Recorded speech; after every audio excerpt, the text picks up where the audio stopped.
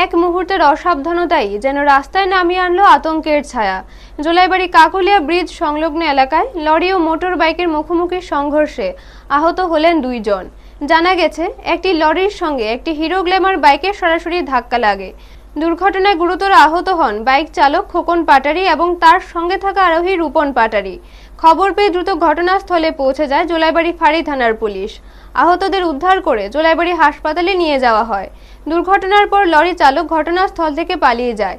জানা গেছে, অভিযুক্ত চালকের নাম বর্ধন ত্রিপুরা, বাড়ি রতনপুর এলাকায়। পুলিশ ঘটনার তদন্ত শুরু করেছে এবং পলাতক চালকের খোঁজে তল্লাশি চালাচ্ছে। এই দুর্ঘটনাকে ঘিরে এলাকায় চাঞ্চল্যের সৃষ্টি হয়েছে। পুলিশ জানিয়েছে, অভিযুক্তকে দ্রুত গ্রেপ্তারের চেষ্টা চলছে। ব্যুরো রিপোর্ট, নিউজ তৎকাল 24। দেখুন, দুজন এসেছিলেন, ওরা বাইকে ছিলেন। দুজনের মধ্যে একজনের নাম হচ্ছে খোকন পাটারি, ওনার বয়স 55, আর রূপক পাটারি, ওনার বয়স 16। তো দুজনেরই একজনের পায়ে, রূপন পাটারি ওনার পায়ে আঘাত লেগেছিল, ডান পায়ে, আর খোকন পাটারি ওনার বুকে আঘাত লেগেছে আর ডান পায়ে আঘাত লেগেছিল। তো ওনারা এসেছিলেন এখন থেকে 1-1.5 ঘন্টা আগে। আর প্রাথমিক চিকিৎসার জন্য তাদেরকে ছেড়ে দেওয়া হয়েছে।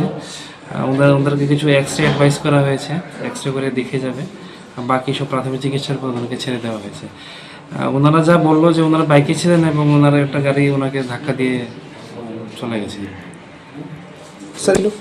অ্যাক্সিডেন্টটা এখনকার সময় ধরুন 1 ঘন্টা আগে হয়েছিল আর কি। 1 ঘন্টা আগে নাগাদ হয়েছিল। ওদেরকে সাথে সাথেই আনা হয়েছে, সাথে সাথে আমরা ট্রিটমেন্ট করে আমরা প্রাথমিক চিকিৎসা করে ছেড়ে দিয়েছি।